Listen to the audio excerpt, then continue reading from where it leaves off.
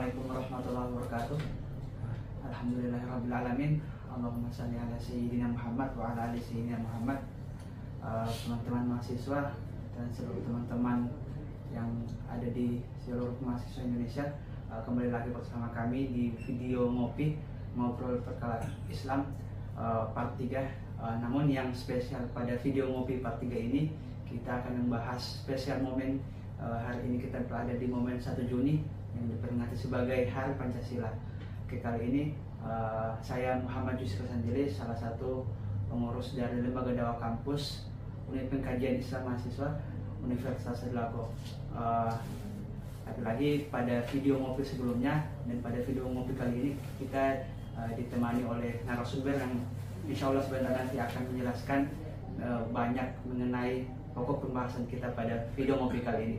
Oke, seperti yang saya katakan dulu bahwa spesial momen kita berada pada 1 Juni 2023 yang lagi-lagi diperingati sebagai Hari Pancasila. Maka pokok pembahasan kita pada video ngopi part 3 ini itu berkaitan dengan Pancasila. Oke, kali ini saya tidak sendirian, saya ditemani oleh narasumber yang sebentar nanti akan banyak membahas mengenai Pancasila. Mungkin sebelum kita masuk ke pembahasan mengenai Pancasila, saya terlebih dahulu menyapa narasumber kita. Assalamualaikum Pak. Waalaikumsalam warahmatullahi wabarakatuh. Bagaimana kabarnya Pak? Alhamdulillah. Oke, jadi mungkin saya beri kesempatan kepada Bapak untuk memperkenalkan dirinya, kemudian saat ini jabatannya sebagai apa, kemudian dari jabatannya itu fungsi sebagai seorang pemimpin itu bagaimana Pak? Ya. Assalamualaikum warahmatullahi wabarakatuh. Pemirsa apa namanya? Ngopi dari UPIM ya. UPIM LDK Universitas Adlago. Ya, saya Ansar Sutiadi, Kepala Badan Kesatuan Bangsa dan Politik Kota Palu.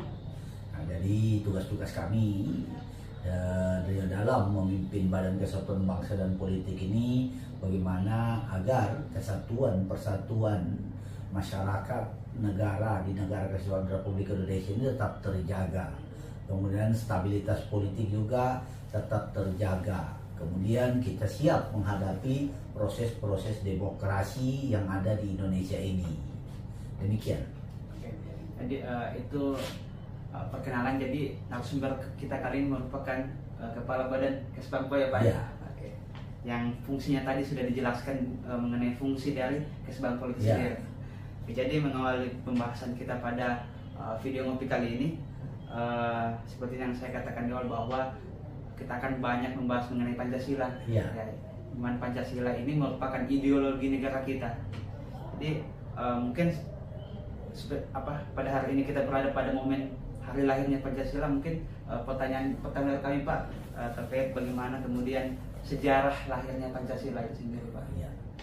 Makasih bahwa 1 Juni itu diperingati sebagai hari lahir Pancasila, ditetapkan melalui keputusan Presiden ya, tahun 2016 yang ditandatangani oleh Bapak Jokowi selaku Presiden Indonesia.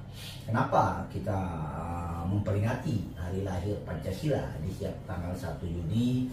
Sejarahnya bahwa Pancasila itu pertama-tama dicetuskan oleh Bapak Presiden Republik Indonesia yang pertama, Insinyur Soekarno, ketika di sidang Badan Penyelidik Usaha-Usaha Persiapan Kemerdekaan Indonesia atau BPUPKI.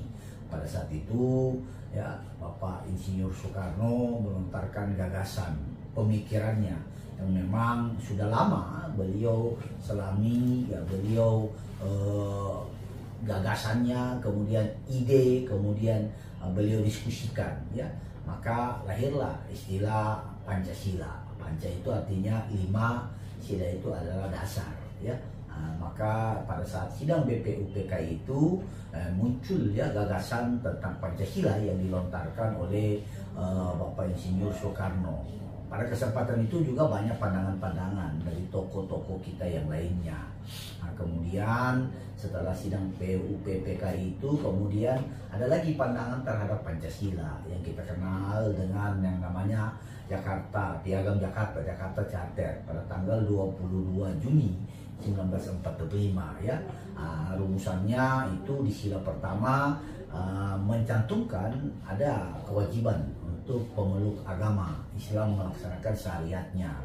Kemudian gagasan Jakarta, Piagam Jakarta ini didiskusikan kembali ya. Kenapa? Karena keheterogenan kita di Indonesia ini dari Sabang sampai Merauke, kemudian ada beberapa agama. Kemudian dirumuskan kembali ya, kemudian muncul dari Bapak Muhammad Hatta yaitu ketuhanan yang Maha Esa, berketuhanan yang Maha Esa. Artinya semua agama itu kita akui tanpa ada kewajiban bagi agama lain ya untuk menjalankan syariatnya. Kemudian pada tanggal 8 Agustus 1945 maka Pancasila ini menjadi dasar negara. Dasar negara termuat di dalam alinea terakhir Undang-Undang Dasar 1945 ya. Sehingga muncullah ya Pancasila kita ini sebagai dasar negara. Jadi sampai hari ini Pancasila ini tetap menjadi dasar negara kita ya, ideologi tunggal ya, bukan ideologi asas tunggal ya bagi kita semua. Kenapa? Karena Pancasila ini menyatukan semua komponen bangsa. Karena tadi saya sampaikan 1 Juni itu adalah gagasan awal yang disampaikan oleh Bapak Insinyur Soekarno, maka pemerintah menetapkannya sebagai hari lahir Pancasila ya, untuk menghormati gagasan yang pertama-tama disampaikan pada sidang BPUPKI 1 Juni 1945 oleh Bapak Insinyur Soekarno. Jadi itu mengenai sejarah bagaimana kemudian lahirnya Pancasila, kemudian bagaimana kemudian ditetapkan sebagai hari libur nasional oleh Bapak Presiden Joko Widodo, bagaimana gagasan-gagasan jadi Pancasila yang kemudian dipersiapkan oleh pendiri bangsa, kemudian bagaimana melihat heterogenitas masyarakat Indonesia. Makanya nilai-nilai Pancasila itu tidak boleh kemudian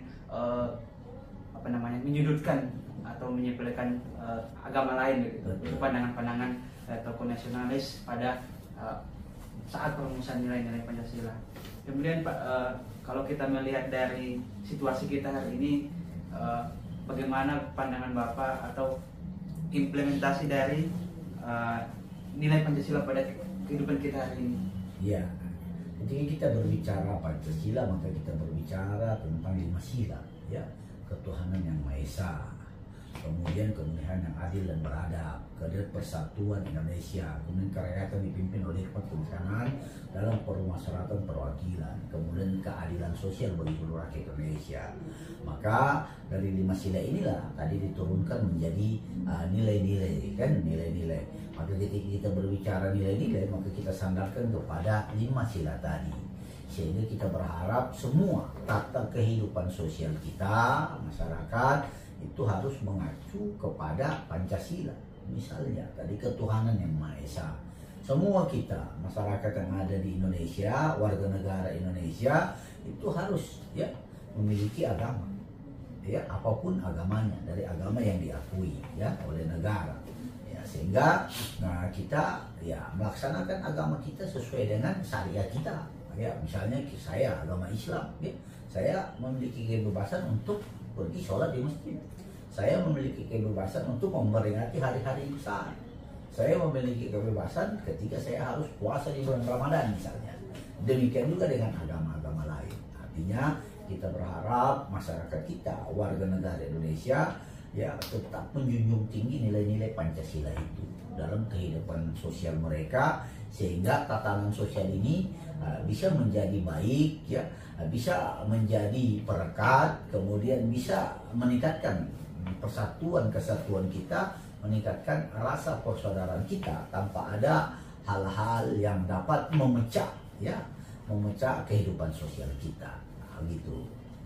Jadi itu bagaimana kemudian hari ini perlu kita implementasikan daripada nilai Pancasila. Betul. Kemudian kalau melihat agar supaya nilai-nilai Pancasila bisa terimplementasi dengan baik, tentunya ada kontribusi Pak. Ya. Jadi kalau dari Bapak, bagaimana kemudian kontribusi yang harus dilakukan oleh seluruh masyarakat Indonesia agar nilai-nilai yang termaktub dalam Pancasila ini bisa terwujud? Kira-kira seperti itu Pak pertanyaannya. Iya, kalau kita mau peras Pancasila ini maka hanya ada 3, ya kan? kekeluargaan, musyawarah, kekeluargaan, gotong royong. Kalau kita peras lagi kan, ketika kita berbicara 3 hal ini, ya maka kita harus mengimplementasikan dalam kehidupan kita sehari-hari. Bagaimana kita bisa bermusyawarah, bagaimana kita bisa kekeluargaan, bagaimana kita bisa bergotong royong. Tetapi kita bangsa Indonesia ini adalah bangsa yang besar yang selalu menjunjung tinggi adab, menjunjung tinggi sopan santun, menjunjung tinggi etika. Maka saya ya ketika ditanya bagaimana ya kan, maka saya berharap semua kita harus mampu menjaga nilai-nilai luhur bangsa. Ya, saya selalu sampaikan di mana-mana nilai luhur bangsa selain tadi itu musyawarah, kekeluargaan, gotong royong, ada hal-hal yang di masyarakat yang harus tetap terlestari. Misalnya ya, kita pandai meminta maaf, kita pandai berterima kasih, kita harus pandai juga memberikan penghargaan. 3 nilai luhur ini kalau kita bisa implementasikan dalam kehidupan kita sehari-hari, aktivitas sosial kita, ya insya Allah di situ nilai-nilai luhur Pancasila itu. Ya. Tetapi kalau kita melihat Pancasila sebagai sesuatu yang perlu kita diskusikan terus-menerus, perlu kita kita perdebatkan, maka akan sulit ya bagi kita, karena semua orang akan memiliki pandangan masing-masing terhadap Pancasila ini. Ya, tergantung cara dia melihat, misalnya dia mau melihat Pancasila ini dari mana.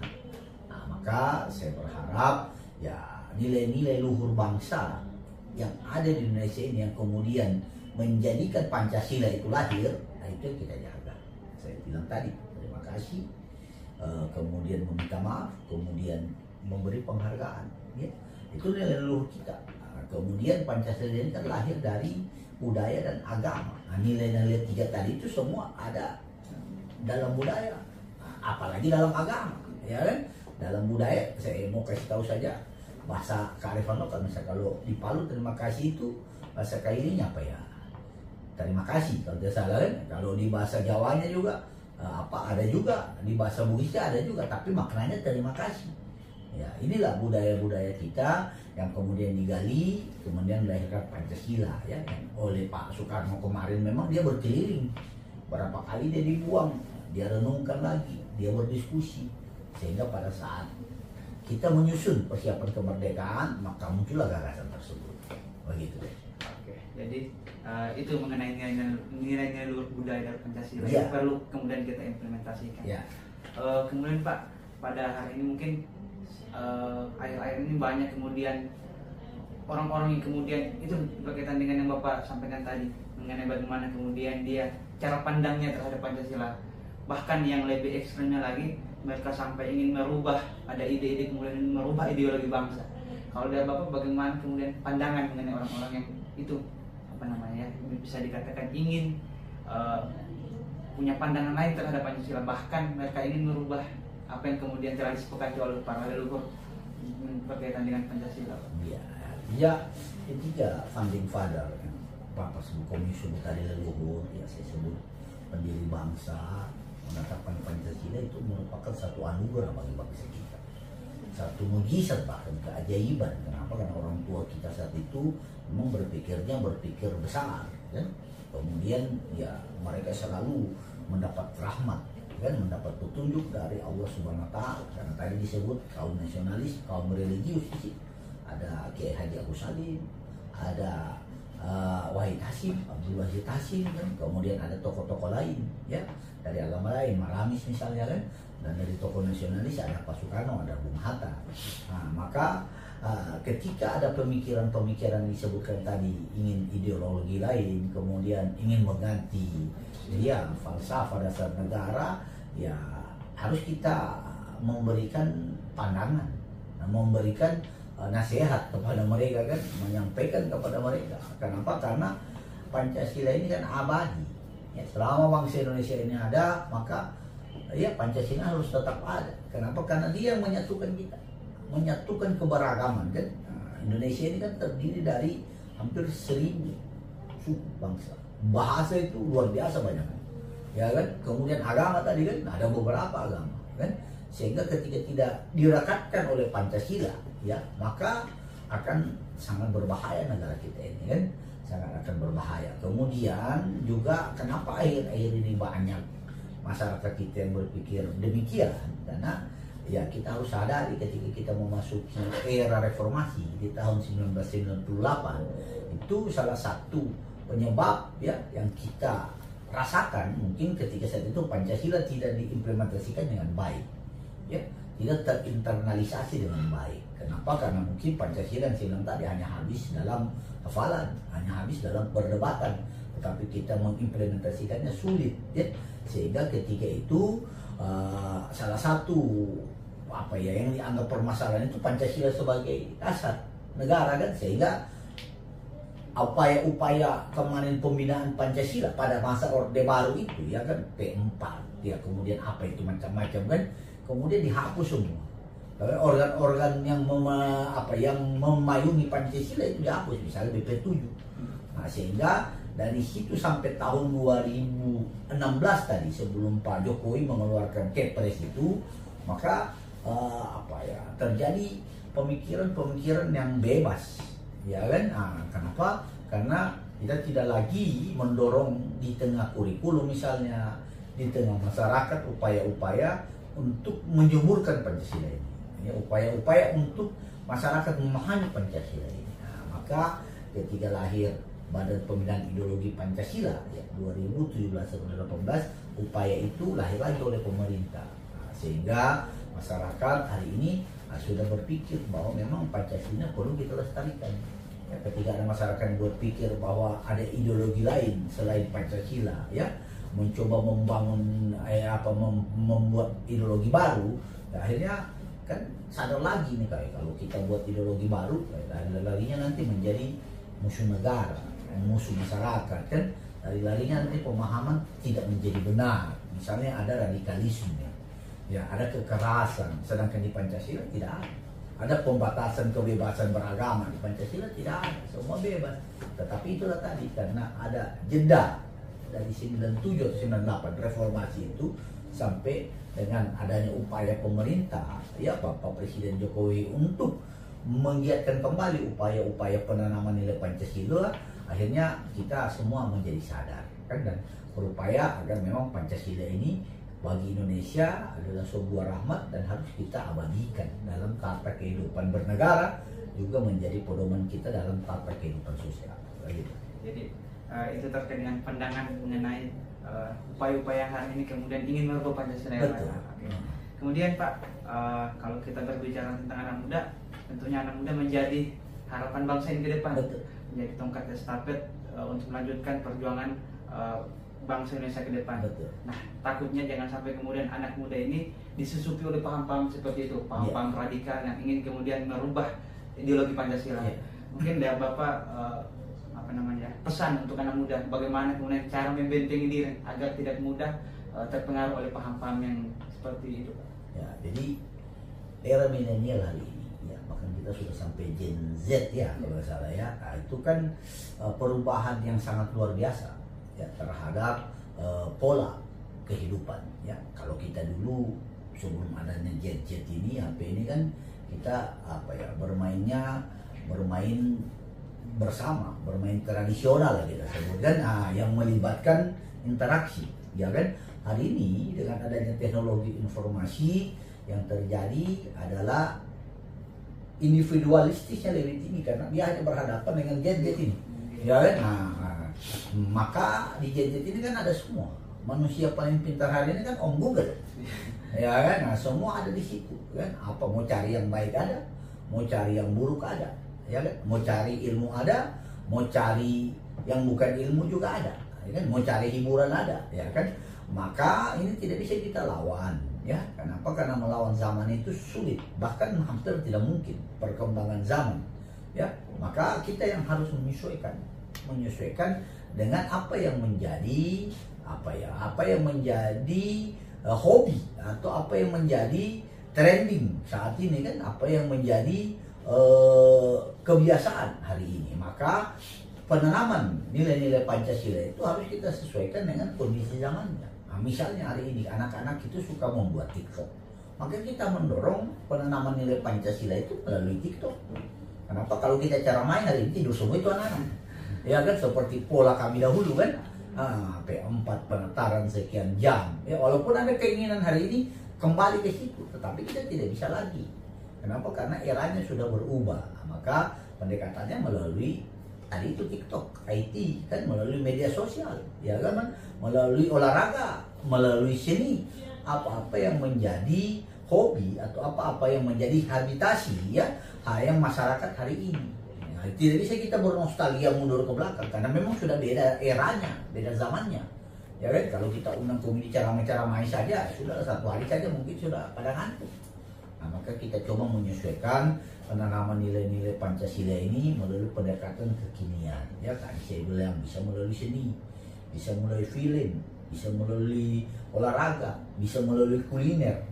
Nah, pendekatan itu bisa kita lakukan sehingga mereka merasakan betul bahwa Pancasila ini hadir di setiap kehidupan dia, setiap aktivitas sosial dia. Nah, tadi saya bilang kalau kita mau kembali lagi sederhananya apa ya tadi itu terima kasih, beri penghargaan, meminta maaf, itu saja. Nah, sehingga betul-betul ya kita memahami apa yang menjadi hak, apa yang menjadi kewajiban kita, ya apa yang menjadi tanggung jawab sosial kita. Begitu. Kalau pandangan ini Pak terkait dengan bagaimana pribadi anak muda sendiri Pak, karena kan sekarang kan anak muda lebih didekatkan seperti yang Bapak sampaikan dengan gadget. Kalau dari anak mudanya sendiri apa yang harus dilakukan supaya walaupun dengan aktif dengan gadgetnya tapi dia tidak gampang terpengaruh dengan nilai-nilai yang dia dapatkan. Itu tadi saya bilang pendekatannya mulai gadget juga, media sosialnya, ya, melalui animasinya, melalui TikToknya. Ya, jadi jangan kita lawan. Jadi umpama kalau kita ingin mengajak mereka kan, ayo kita buat lomba TikTok. Silakan Anda buat. Kasih kisah tema tentang Pancasila. Apa Pancasila kan kasih tahu. Ini saja. Pandai berterima kasih, pandai memberi maaf, pandai memberi penghargaan. Bagaimana cara kau buat lagi TikTok? Kan buat skripnya, buat skenarionya, kan? Nah, buat. Atau mau bikin olahraga, sportivitas dijaga kan? Itu nilai Pancasila kan? Atau mau buat kuliner, ada kawan-kawan, itu Pancasila. Jadi jangan melihat Pancasila ini sebagai sesuatu yang sulit untuk diimplementasikan, tidak berkesesuaian dengan zaman. Pancasila ini sampai apapun dia akan menyesuaikan dengan zamannya. Karena tadi orang tua kita, founding father kita pada saat itu memang luar biasa merumuskan Pancasila, ya kan? Ketuhanan yang Maha Esa. Bayangkan kan? Ketuhanan yang sampai kapanpun orang akan akan berketuhanan apapun agamanya, ya kan, apapun ajarannya kan. Yang kedua, kemanusiaan yang adil dan beradab, ya kan. Kita harus jaga manusia ini harus adil dan memiliki adab. Kalau dia sudah tidak memiliki adab dan tidak adil lagi ya bisa rusak kan. Nah, kan kemudian kita persatuan kita jaga kan. Kenapa? Sehingga bangsa ini ya tetap terjaga kan? Keempat, demokrasi kan, kerakyatan dipimpin oleh hikmat kebijaksanaan. Kita harus menghargai demokrasi walaupun ada perbedaan. Teman-teman mahasiswa mau demo kritik silakan, selama tidak melakukan anarkis yang melanggar hukum silakan, kita beri kebebasan ya, agar negara ini terjaga. Kita menghargai perbedaan kan. Yang kelima, keadilan sosial. Kita berupaya ya agar semua bisa mendapatkan akses dari sumber daya alam, akses dari pembangunan ya, walaupun kita sadari bahwa masih banyak hal-hal yang harus kita perbaiki. Nah, itu harus kita sadari kan, khususnya bagaimana kita mendekati adik-adik milenial ini, anak-anak muda kita ini ya, sehingga mereka tidak alergi terhadap nilai-nilai Pancasila ya kan. Kalau bahaya kalau sudah alergi kan.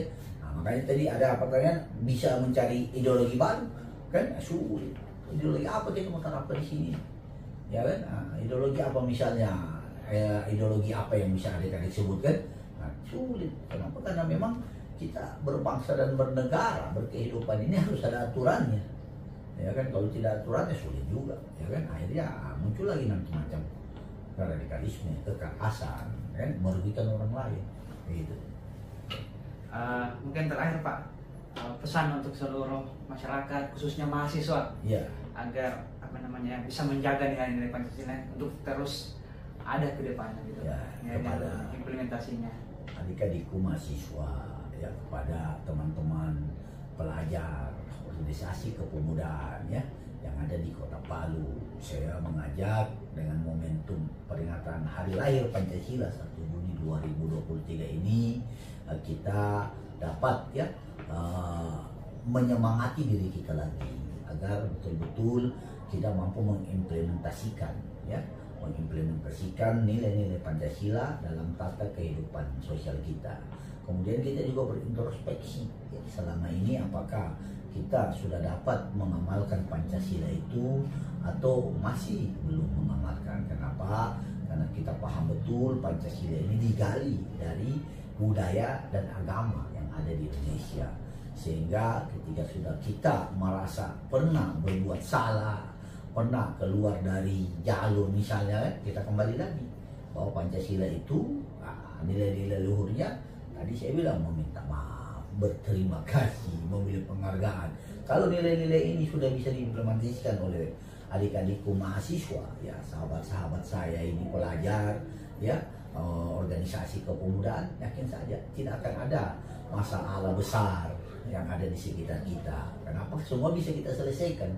Tetapi ketika kita mau lepas dari itu, tidak mau mengamalkan nilai-nilai Pancasila, khususnya yang 3 tadi itu, ya setiap saat kita akan bermasalah. Seperti yang hari ini banyak bullying, ya hari ini banyak narkoba, hari ini banyak kehidupan bebas, seks bebas, ya kan? Kenapa? Kita keluar dari ajaran luhur kita, ya. Nah, salah satu di dalamnya adalah Pancasila. Oke. Jadi itu mengenai pesan-pesan ya untuk mahasiswa, seluruh pemuda, khusus lebih luasnya seluruh masyarakat Indonesia. Ya.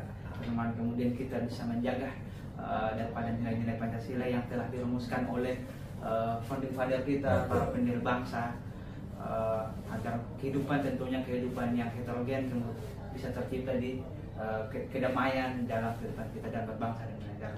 Mungkin Pak, sekian video kita pada kali ini. Terima kasih Pak atas pencerahannya, sudah banyak memberikan banyak pengetahuan, informasi kepada kita semua terkait dengan nilai-nilai Pancasila yang menjadi mungkin PR kita bersama. Bagaimana kemudian nilai-nilai Pancasila ini tetap ada, bagaimana kemudian implementasinya harus tetap ada, agar aktualisasi, agar tentunya ketika kita belajar membahas mengenai Pancasila, tentunya itu tidak lepas dari nilai-nilai agama.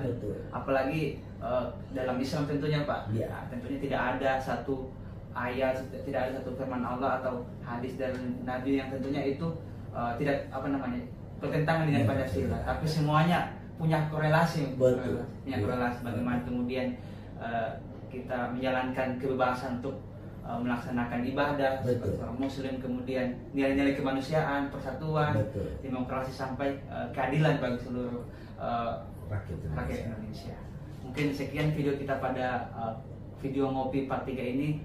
Sampai jumpa pada video-video berikutnya. Terima kasih Pak sekali lagi. Billahi taufiq wal hidayah. Wassalamualaikum warahmatullahi wabarakatuh. Waalaikumsalam warahmatullahi wabarakatuh.